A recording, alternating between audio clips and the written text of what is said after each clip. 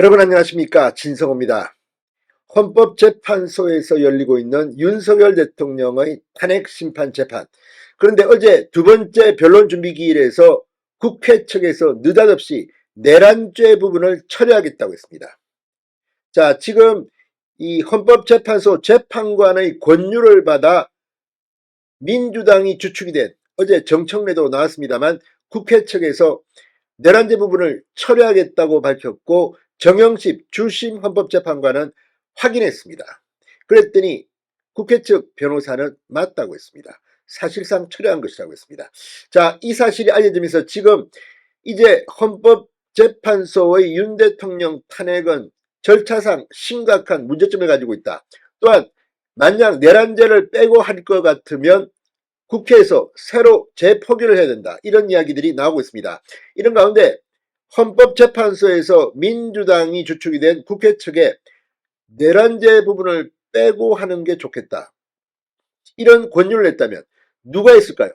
자, 지금 헌법재판소에 이재명 민주당 대표의 부역자가 있다는 의혹이 제기됐습니다. 헌법재판소는 그야말로 사법부입니다. 그런데 왜 특정 쪽, 검사 쪽인 국회 쪽에게 이런 권유를 했을까요? 자, 누가 봐도 이상합니다. 이건 어디까지나 이재명 더불어민주당 대표의 피선거권이 박탈되기 전에 빨리 헌법재판소 심리를 끝내서 인용을 해서 조기 대선을 하게 하려는 그런 의도가 아닌가 의심을 받고 있습니다. 그렇다면 헌법재판소의 어떤 재판관이 민주당과 내통했을까요? 이런 의문이 제기됩니다. 자, 방금 전 이재명 부역자라는 단어가 나왔습니다.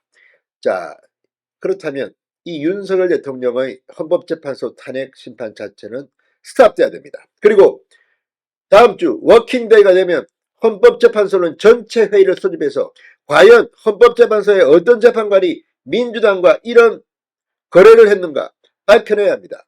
그리고 그 재판관은 빼야 됩니다. 만약 이런 것들이 공정하게 처리되지 않는다면 윤 대통령의 탄핵 심판은 무효가 될 수도 있습니다. 진성호의 융단 폭격 시작합니다. 헌법재판소를 융단 폭격합니다. 자, 윤 대통령에 대한 헌법재판소 탄핵 심판 과정에서 내란죄 부분이 재판부 권유로 국회 측이 처리한 것과 관련해서 이것을 비판했던 홍준표 대구시장이 헌법재판소 안에 이재명의 부역자가 있는 게 아니냐는 의혹을 추가로 제기했습니다. 이번 탄핵 심판 절차의 완성도에 대한 강한 의구심도 제기했습니다. 이 경우 헌법재판소 안의 일반 직원이 아닐 겁니다. 재판관이겠죠. 그렇다면 헌법재판관이 이재명에게 부역했다면 이 사람은 뭡니까, 정체가? 자, 이 문제는 그리 간단해 보이지 않습니다. 당장 헌법재판소는 이 사람을 색출해야 될 겁니다. 자, 지금 헌법재판관은 8명입니다. 이 최상목 대통령 권한대행이 2명을 추가로 임명했습니다. 그래서 9명 중 8명입니다. 헌법재판소 소장도 지금 공석입니다. 문영배 재판관이 권한대행을 하고 있습니다. 지금 헌법재판관 8인은 문영배 헌법재판소 소장 직무대행을 비롯해서 이미선, 역시 문재인 대통령이 임명했던 경우입니다. 김영두, 정정미, 정영식, 김복형, 조한창, 정계선, 이 중에서 정영식은 윤석열 대통령이, 이 김복형은 조희대 대법원장이, 그리고 김영두, 정정미는 김명수 전 대법원장이 추천한 것으로 알려져 있습니다. 그리고 이번에 조한창 국민의힘 추천, 정계선 민주당 추천으로 이번에 임명됐습니다. 자, 이 8명 중에서 과연 누가 이재명 대표의 부역자일까요? 의문이 듭니다. 자, 홍준표 시장이 완전히 열받았습니다. 오늘 오후 1시 47분쯤 페이스북을 통해 헌법재판소 안에 이재명 의원 부역자가 있는지 느닷없이 내란죄 처리하고도 조속히 파면 결정할 자신이 생겼나 보다. 이재명 의원은 항소심 재판 때문에 시간이 얼마 없다. 내란죄 처리에 따라 헌재 탄핵 심판에 속도가 붙고, 이에 헌재가 윤석열 대통령을 파면하면 탄핵소추 인용 결정을 내릴 경우 조기 대선 시기도 앞당겨져 이게 더불어민주당이 원하는 시나리오라는 일각의 시선을 가리켰습니다.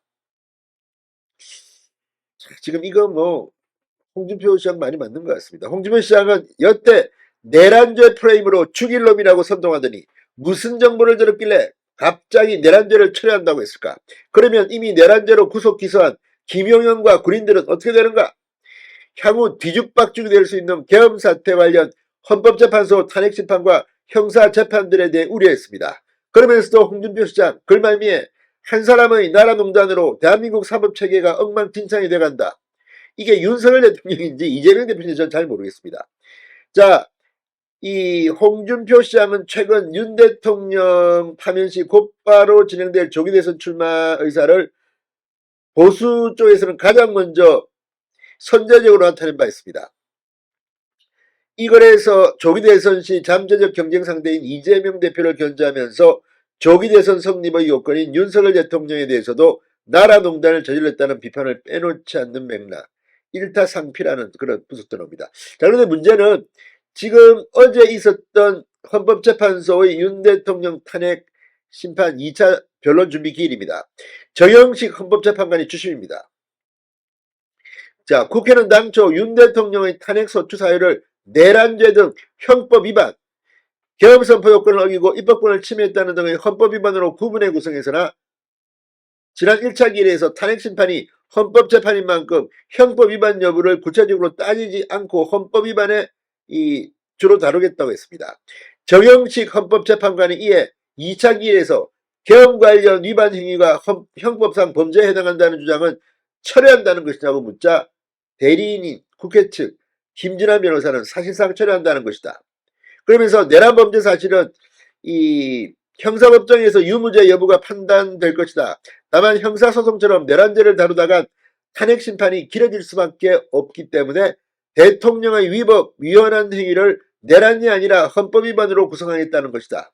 사실상 헌법의 이 문제를 가지고 심판의 속전속결을 의미했습니다. 그것 때문에 이걸 빼겠다는 거 아닙니까? 자, 정말 헌법재판소의 이재명 부역자 간첩이 있을까요?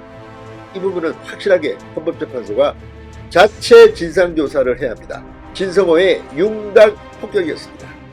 여러분 감사합니다.